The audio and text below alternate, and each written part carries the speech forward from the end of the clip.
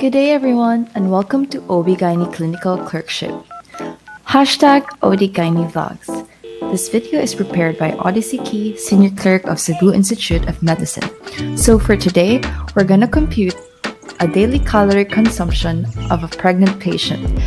Daily caloric consumption is an ideal intake of calories that varies depending on age, metabolism, and levels of physical activity. So for our patient, we have a newly diagnosed GDM. GDM means Gestational Diabetes Mellitus, which is a carbohydrate intolerance of variable severity with onset or first recognition during pregnancy. The patient is 25, 3/7 weeks AOG with a pre-pregnancy weight of 52 kilograms and a height of 149 cm. The nutritional instructions generally include a carbohydrate-controlled diet and GDM, which should be sufficient to maintain normal glycemia and avoid ketosis. So, how do we compute for the daily caloric computation?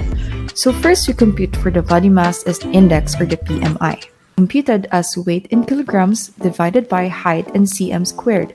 So you use your pre-pregnancy weight and classify it accordingly. So plugging in the values of the patient, we get 23.42, which means that according to this table, the BMI of the patient is normal, with a recommended weight gain in pregnancy of 11.5 to 16 kilograms. Next, we compute for the recommended body weight. So how do we do this? We subtract 100 from the height in cm and minus the 10%, which gives us 44.1 kilogram. This means that the recommended body weight is less than the actual body weight, which is 52 kg. Next, we compute for the total energy allowance or the TEA. To aid us in computing this, we need to subtract her recommended weight from her actual body weight and divide it by the recommended body weight and then multiply it by 100. Inputting the values, it should give us 17.9%. Since the patient's actual weight is greater than the ideal body weight, we add 17.9 to 100. This means that the patient's weight is approximately 117.9% with respect to her recommended weight. Or in simpler terms, she is approximately 18% overweight.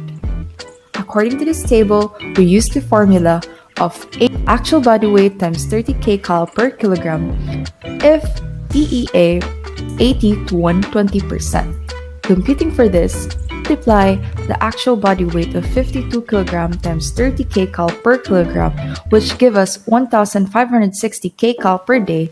And lastly, we add 300 kcal per day for second and third trimester pregnancies according to our local guidelines, which give us a total of 1,860 kilocalories per day. Lastly, for the macronutrient allocation, textbook tells us that for a patient with GDM, she needs 55% of carbs, 20% of protein, and 25% of fats in her diet. 1 gram of carbs, protein, and fat each represent 4, 4, 9 kilocalories respectively. Plugging in the values, we get 255.75 grams of carbs, 93 grams of protein, and 52 grams of fat.